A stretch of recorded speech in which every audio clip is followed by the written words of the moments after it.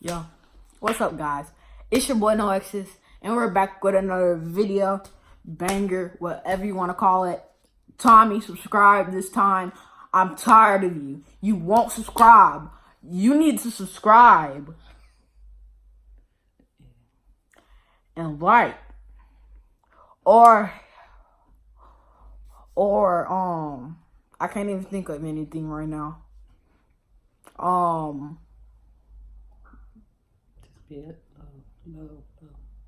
A tank is coming to just crush you across the battlefield.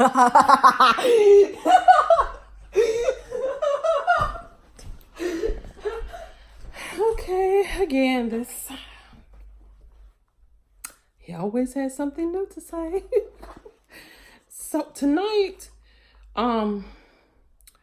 we're going to go into another chapter in the Bible, and I was just gleaming through the chapters, and I didn't quite know which chapter to land on. And so I always knew that I thought about, I said, oh, Esther. Yeah, Esther. Esther is another powerful chapter about the woman of God and how she, takes on a whole new persona.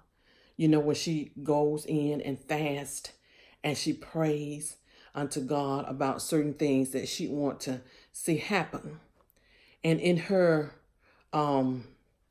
doing so, this king finds favor in her, find her to be very enchanting and very charming, a very charming, beautiful, gorgeous lady. And this is another Bible story that is one to be really placed upon the shelf and to be admired in the story that about Esther.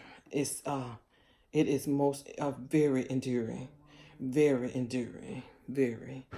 And so now we're going to start off with just a little taste, as they say, a little appetizer. This is just a little appetizer. And so let's begin to glean some of the most important parts in this book of Esther. Okay, now this story is first we're going to start off with the king. This is the king Osiris.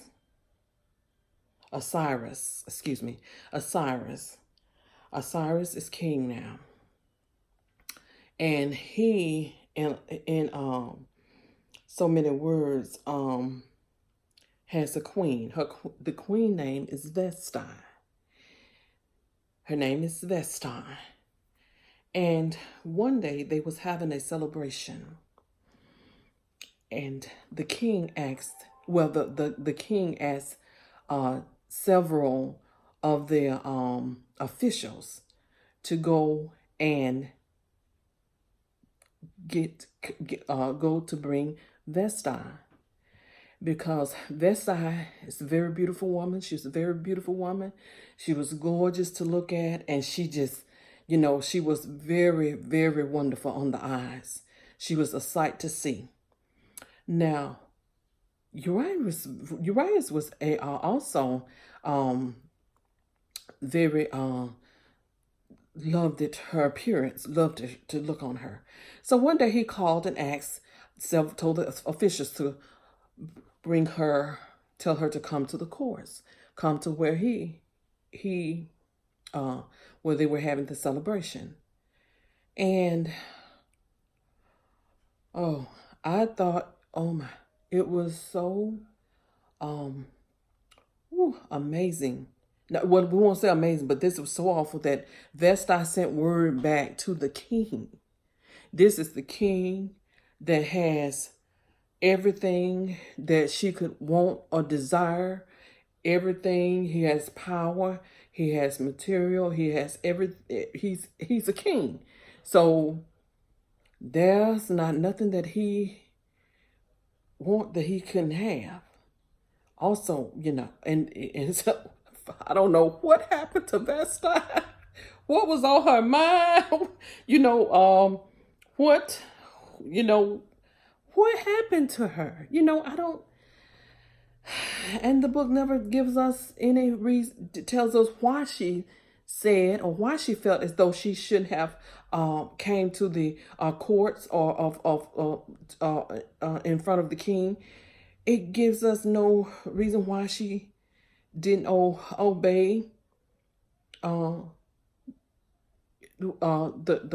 king's orders. So, and it just goes on to say that she just, it was just something that was not heard of, because the women were the women are supposed to be submissive and obedient, especially to the king. But she wasn't. She said, "Oh no, I don't feel like it." Oh, what? Excuse me. That wasn't supposed to be a part of her. That wasn't supposed to be she's the queen. So the queen is always, she's always to listen at, the king, and he, as he gives instructions to her, she's to follow. And because these are his people, and he's supposed to be his and her people, but these are his, he's over this, he's over this particular harem. So, and I kind of like felt